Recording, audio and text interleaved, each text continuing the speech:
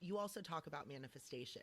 And it's so interesting that you sent this newsletter out because I was doing some shadow work and channel writing and stuff.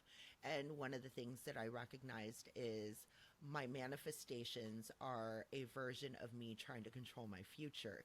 And then the very next day, your newsletter came out and I was like, what the fuck? And so it was just mind blowing to me. But can you go into that a little bit with the, trying to control your future with manifestation? So I'm going to tell what it was in my letter because I think this makes perfect sense then.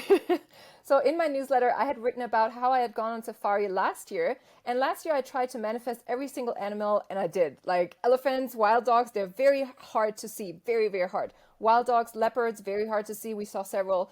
And I manifested every animal.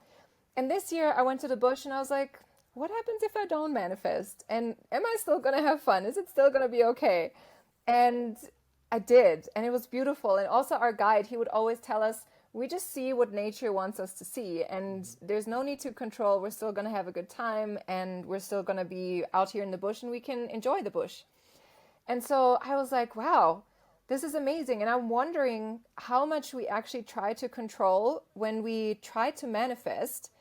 And then I'm wondering how much we're missing out on if we don't try to manifest. So Right. what is the perfect balance, right? And I guess everyone has to decide it for themselves. And everyone can play with both. And there's no right or wrong way to do it, as with everything.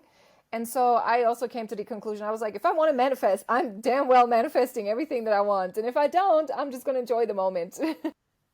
And that's what I'm trying to focus on a little bit more is enjoying moments and trying not to control things. And so again, when I did my shadow work and then your newsletter came out the very next day saying basically the same exact thing, but from your perspective, it was it was a sign. Yeah, totally. Yes, agreed. Yeah, yeah. Try to have less control. Got it. Yeah. Check. I think that's like a very valid point with manifestation is you can't, yes, if you want to manifest certain things, awesome, but you can't miss out on the awe and the wonder of the moments, right? You can't just skip over those and like just to get to the goal kind of. And that is where I'm living. I'm not really manifesting right now because I'm focusing on staying in the curiosity and the wonder and the awe of everyday life and the everyday moments, which really center me. And I am a controlling person. I have controlling tendencies just like Marlena.